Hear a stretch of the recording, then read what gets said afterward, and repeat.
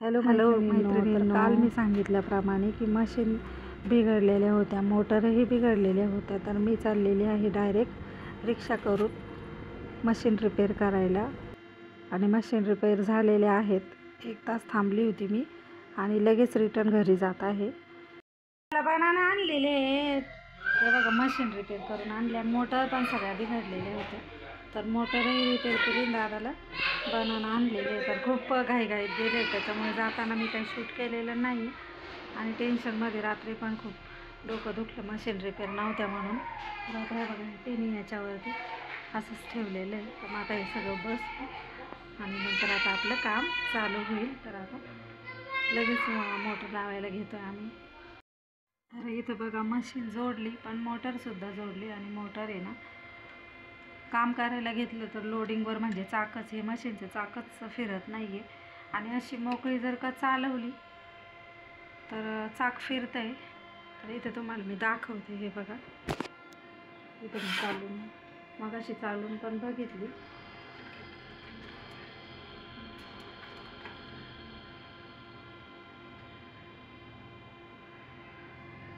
आणि मशीन जर का जोडली ना, म्हणजे कपडे शिवायला घेतले का चाक अजिबात पळत नाही. तर मलाच कळत नाही नेमकं काय झालेलं आहे मशीनला.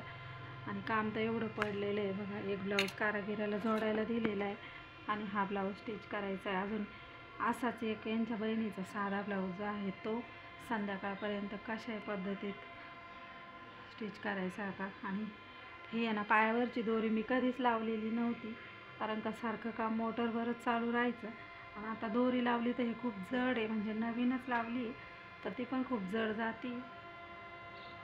तर बघते आता, ट्राय करते आणि ब्लाऊज शिवल्यावर दाखवते मी तुम्हाला.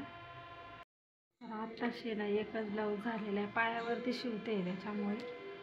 आणि पायावरची वादी पण खूप जड जाते ही दोरी, नवीन लावली त्याच्यामुळे. तर पायावर शिवणे इतकं अशक्य आहे. आता उद्या परत दुकानात जावं लागणार आहे मला. तर हा एक शिवला आहे, तर अजून एक लावणार आहे मी थोड्या वेळाने. तर बघा हा एक ब्लाऊज कटोरीचाच आहे, 32 साईजचा. तर कामाचा प्रचंड लोड, म्हणजे गर्दी जास्त. आणि अशा वेळेस जर का मशीन मोटर काही पण बिघडलं नाही, इतका ताण होतो की बस रे बस. तर पाणी प्यायला सुद्धा मला उठू वाटत नाही, इतकी गर्दी आहे. तर चला आता मी दुसरा ब्लाऊज लावते, थोडंसं पाणी पिऊन येते. एक पूर्ण झालेला आहे बघा, हा छोट्या बहिणीचा आहे. हा आहे 31 साईजचा आणि तो मगाशी बघितला तो होता 38 साईजचा.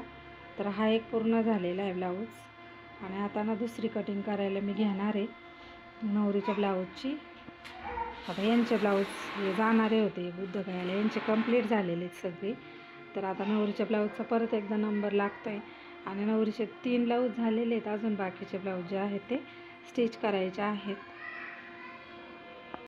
हा बघा, हा एक ब्लाऊज तयार झालेला आहे.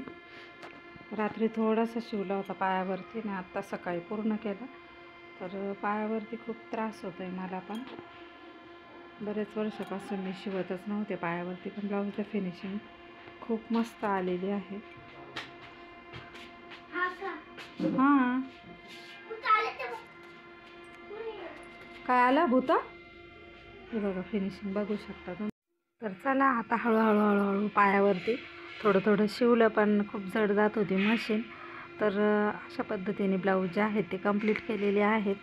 तर व्हिडिओ जर का आवडत असेल, व्हिडिओला लाईक करायचं आहे, शेअर करायचं आहे, कमेंट करायचं आहे. चॅनलला नवीन असेल तर सबस्क्राईब करा. भेटणार आहोत अशाच एका छान व्हिडिओसोबत. तोपर्यंत सगळ्यांना गुड नाईट, बाय.